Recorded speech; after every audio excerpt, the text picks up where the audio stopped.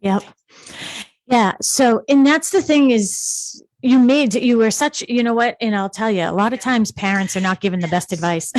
So, because I mean, think about me. Like, I bought my house 30 years ago. I'm in the same house. So, if I wasn't in this industry and saw what was going on every single day, the advice I gave my kids would probably be a lot different. I paid $137,000 for my house. But you know what? You were so sort of ahead of the curve by giving him the advice that you did, because it's like the stock market with real estate. Like, I can tell you exactly where the market is right now. I can tell you where the rates are roughly right now, but I have no idea what tomorrow will bring. And you were so, and the thing is maybe some people are gamblers. That's the only way I can put it, is like they're just sort of waiting because they feel like, I don't know if it's FOMO, like the fear of being left out. Is that what it's called? I think, right? The fear of being left out, or that they're going to miss a better opportunity, or the rates are going to drop again. Well, here's the thing, folks. If the rates ever dropped from what'd you say, 2.75?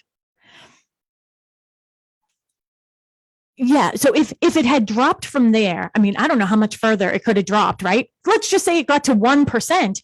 He still could have refinanced. Now, everybody who waited, now, if you could afford a $500,000 house last week or the week before, because based, like you're saying, this is what my payment is, you are probably affording a $400,000 house today. So people were out there and they were, they're waiting and waiting and not like, oh, I'm not going to overbid. I'm not going to do this. And we get it. That's called emotional value. But now you're getting $100,000 less house with the same payment. So I'm so happy that it worked out for your son.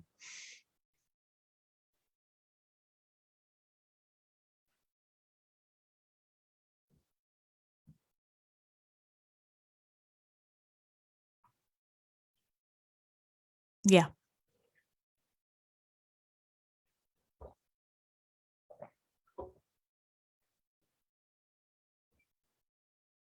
More. Wow.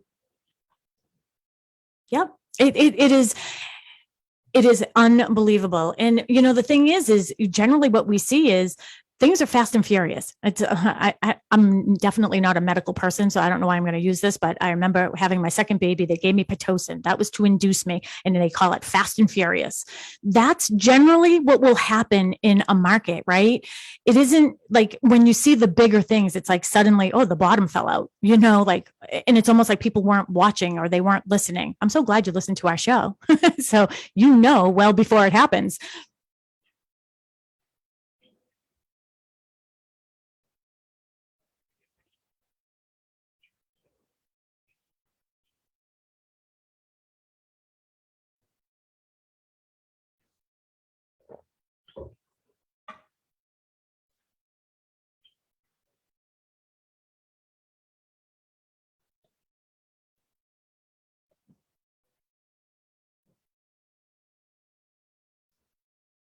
Mm-hmm.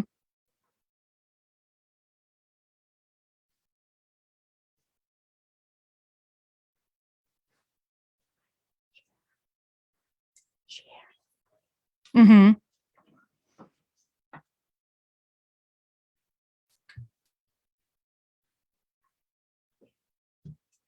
Mm-hmm.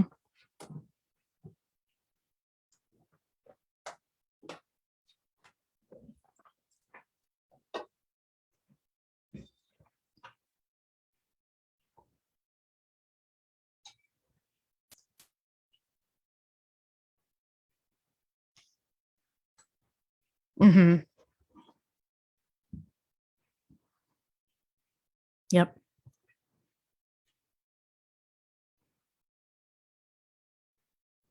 Mm-hmm.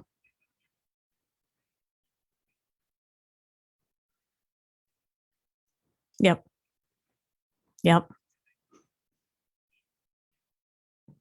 Mm-hmm. Is it their balance sheet or is it our balance sheet? Oh, maybe we shouldn't get into politics. We own it. Yep.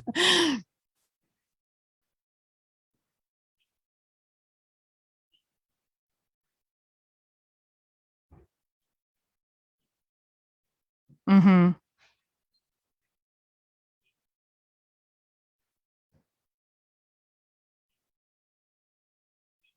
Mm-hmm. And you know what ended up happening too?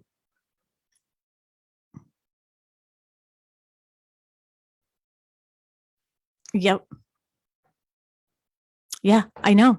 I mean, mine was, I think, 8 when I had purchased in 1992. But you know, the other thing that had sort of happened, and I love having these conversations too, makes my mind think, is we've had a problem for the past few years on inventory. And I think that we're going to have even a bigger problem with inventory because of the interest rates going up. So, what I had seen is, especially during COVID, right? People were staying home. They didn't want to sell, their bigger homes. So, like, you need that, it's like the circle of life, right? So, you need the 4-bedroom colonial people to move on. So, the people, moving up can. So, what happened was a lot of people refinanced with those low rates. They were like, you know what? We're not ready to move quite yet. So we're going to refinance. Now we're in I think mine is like 2.35 is what we refinanced. Yeah, fixed, right? I'm not going anywhere. I'd be crazy to even, I've been there 30 years. So, yeah, I'm definitely not going anywhere. But that's the thing. Now, all these people who did refinance and they have these low rates, even let's just say 3%, 4%, those people now are going to say, I am not going to sell my house and buy a lesser house for a bigger mortgage. So my prediction, and you heard it here, is that we're going to have a bigger issue with inventory come fall.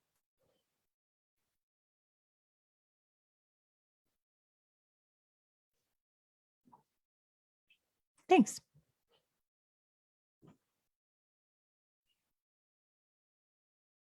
Mm-hmm. Mm-hmm. Mm-hmm. Yep. Mm-hmm.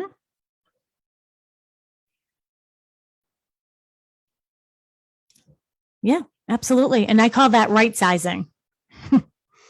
Yeah. Mm-hmm.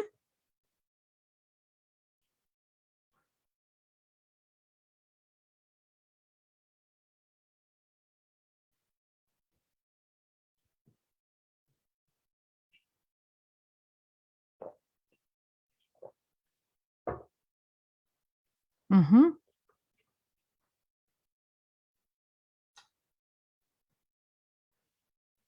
Yep.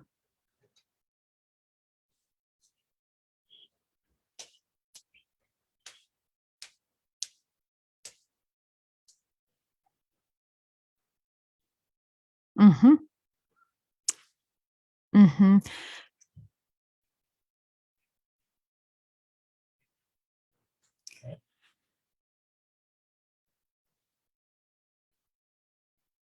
Yep. Yep. Mm-hmm. Yep. Mm-hmm. Exactly. And that is a really difficult, situation that we've been going through because I'm using the last 6 months of data of sold properties that's similar. So if you have a 4-bedroom colonial, I'm looking at similar 4-bedroom colonials with the same condition, location, and style. So that's how I'm doing my comparisons the last 6 months. The problem is we have a market value, but then there's this new thing that I coined over a year ago, right, Mel? Mm-hmm. Emotional value. I do not have any type of indicator or gauge that could ever tell me, measure what that emotional value is. It's what that person is willing to give for that property. And I'm telling you, last year I called it reckless. This year I think it's just as reckless. And because and we had a caller a couple of weeks ago and she got a little upset with us. We didn't mean to say it was the fault of the buyers that this was happening, but this is why it's happening. We have a $500,000 house on the market. So we have five, let's just say it started with 5 offers. But by the way, we're seeing 40 offers on properties. Most of them have 15 or more. So still seeing multiple offers. Yes, because there's no inventory. So we have a house on the market for $500,000. We end up getting 5 offers. This is where it started probably a year and a half ago, 2 years ago. all right, I'm going to give you 525. And then another person says, all right, they're going to do cash. So the 525 person loses out to a cash buyer, like you just said. Okay. Now they go to the next one. Or let's just say they're on house number 8 with their 8th offer. They're like, all right, I know I can't do cash.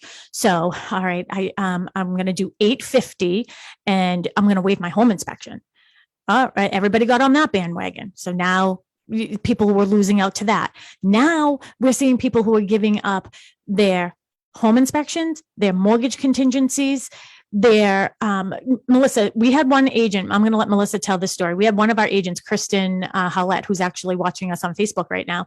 She had 15 offers on one of her properties. One of my favorite ones was tell everybody what they offered in her offer. This is no lie. This is what buyers have decided to do. Yeah. Everyone who listens to our show knows that I sort of help some of our agents go through their offers, organize everything, get it all nice and tidy. But one of the offers offered 2 Patriots tickets. They must have season tickets because they gave specific seat numbers and everything to any game of the season. Yep. A 6-month subscription to Beer of the Month Club, 6-month subscription to Coffee of the Month Club, 12-month subscription to BarkBox. So these buyers went around the house and said, oh, they have this, and this. They must love coffee. They must love beer. They have 2 dogs. So they were trying to come up with unfortunately, their offer did not get accepted because of the other terms that were in the offer. But it just sort of, but it makes you feel bad for those buyers, right? Because they're giving. Although I don't feel bad for anybody who has season tickets to anything. To the Bruins, right? I mean, not to the Bruins. I have Bruins on my mind, to the Patriots. But this is where we are. This is how the buyers are, like, they're trying anything. Now, this is another thing. You know what? It's so funny because I have to go back to some of these shows because, like, earlier I gave you a prediction of what we're going to see in the fall, right? With even lower inventory. I had predicted last year something that was making me very nervous in our industry was we were making a very clear delineation between the have and the have-nots when it came to housing. I'm on the affordable housing in Pembroke. And I'll tell you, there's nothing affordable about housing right now. And if you don't have a lot of money to put down, like you said, you don't have a chance.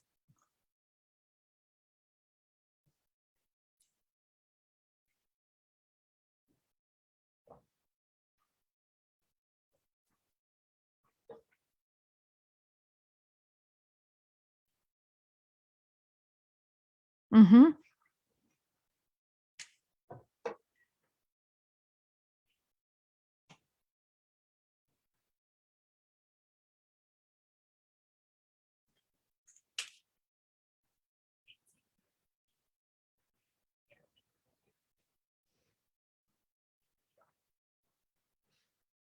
Mm-hmm.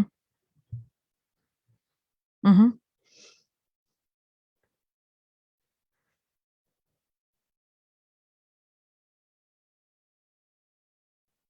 Yep.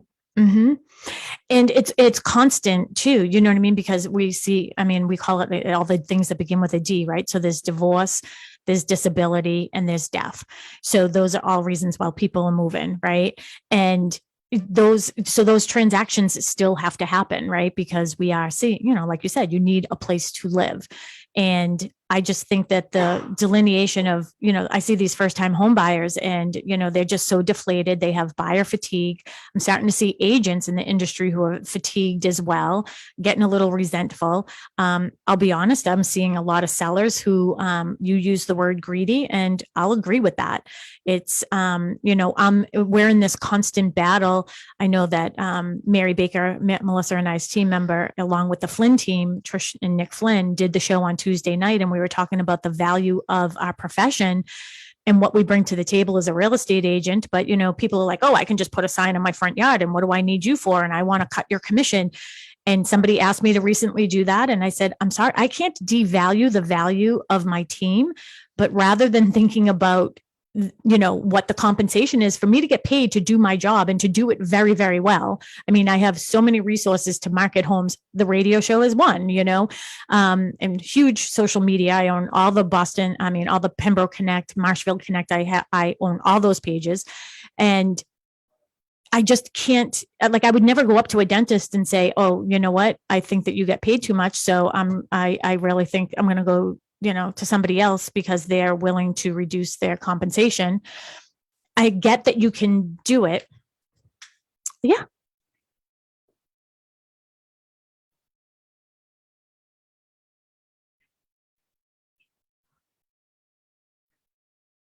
Mm-hmm.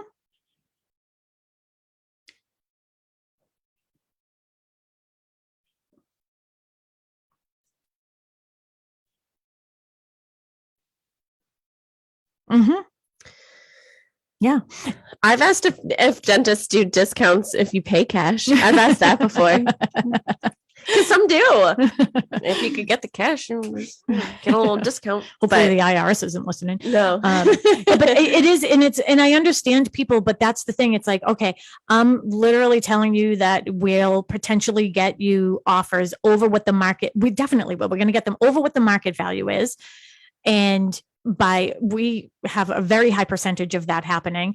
And then you want me to reduce what my value is. And and agents are willing to do that, unfortunately, because there's such a lack of inventory that they are looking at it differently. Yeah. But for us, I want to have the professional photography. I want to have the drones. I want to have the nice flyers and do a good job and market to all the people so I can get the most amount of people. So we want people to concentrate not on what our compensation is, but what your net is. And I promise you at the end of the day, that little percentage that you're worried about, you're not even going to feel it because I'm going to make you $100,000 over that. I covered a smoke inspection this week for one of your properties. And thank you, by the way. And I showed up and it was like the whole squad's fleet, whatever of the fire department came. And there was 5 guys. So then they come through the house and they asked me what it was on the market for. And their jaws were like on the floor. They're like, how much do they get for this? Obviously we can't give the number, but so what I said was, well, I can't tell you how much it's selling for, but I can tell you that there were multiple offers on it. And they were like, one of the guys said, oh my gosh, like I want to sell my house. I have pretty much the exact same house. I'm sitting on a gold mine, clearly, but I would have nowhere to go. There's the problem, right? Just like you had said, right? Mm-hmm.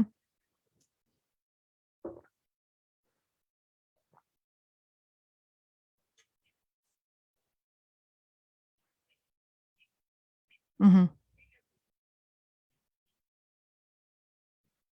Mm-hmm. Yep.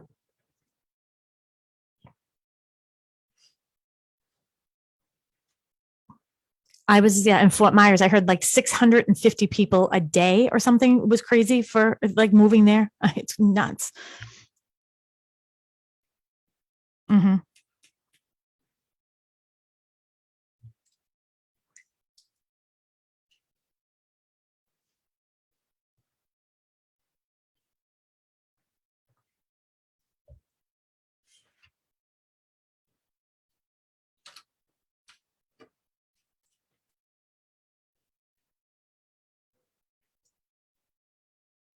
Mm-hmm. Mm-hmm. Yeah. It certainly does not. I mean, nothing is final. He probably didn't even pick out all of his finishes and everything yet. So we do a lot of new construction. So we have a new 92 lot subdivision, but if someone gives us a reservation, things happen.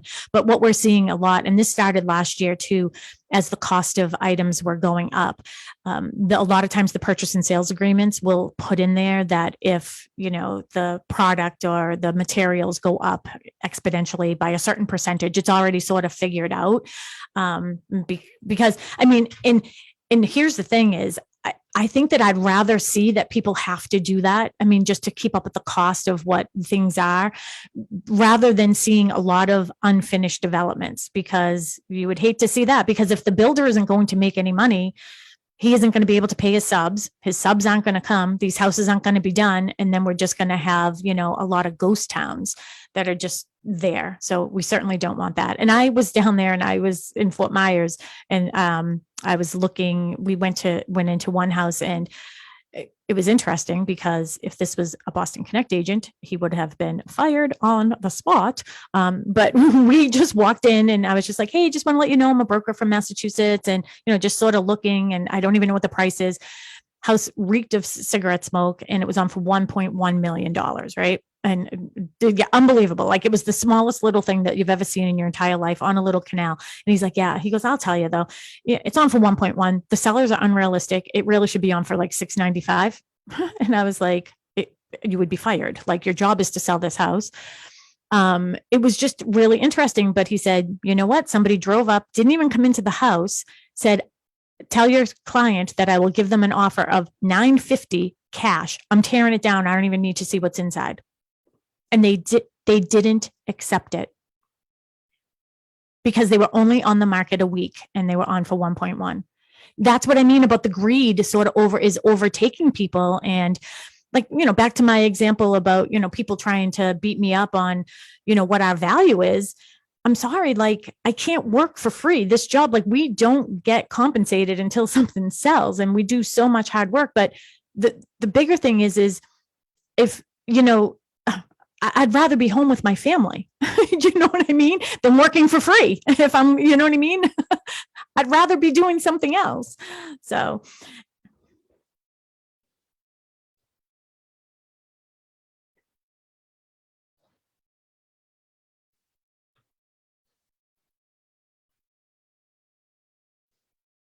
Mm-hmm. Mm-hmm. Yep.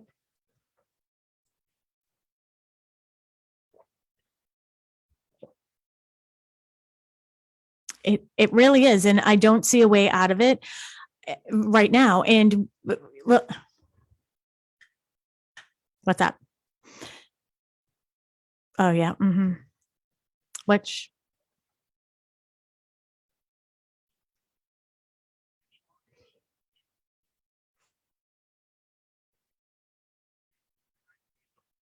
mm-hmm. Yep. Yep.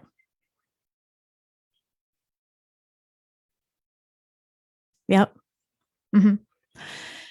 But don't you think too, this is the difference? Oh my gosh, we should like have coffee like every Saturday here, right? So we only have a couple minutes left. So definitely listen in next week too. So, but one of the things is, you were starting to say something and now I lost my train of thought on that one with the recession. Yeah. Oh gosh, I forgot what I was going to say.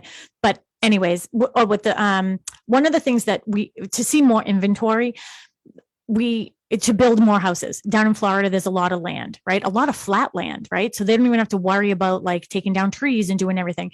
One of the issues we have in our area up here in the Northeast is the cost to build anything is like astronomical, to go through the permitting process, the engineering process, dealing with town boards, the cost just to put in roads and utilities. And that's the reason why, and now like increased value of land, that's why the houses that you're seeing, they're bigger styled homes because they can get more money. But we need these little developments with ranches and capes, and so we can start sort of flushing some people through. But I have to thank you so much for your call. We got our cue music here. That means that we literally just went through our whole entire show. And I can't thank you enough for all of your comments. And we hope that you will listen to us again next week. Yeah. And Mel and I will be back. Yeah, we'll be back on Tuesday, 6:15 live. Maybe next Saturday live. I like doing my Saturdays live. So Tim, thank you so much for a great Saturday and happy Easter to everybody. Happy Easter. Thank you to our listener. Have a good day, everybody.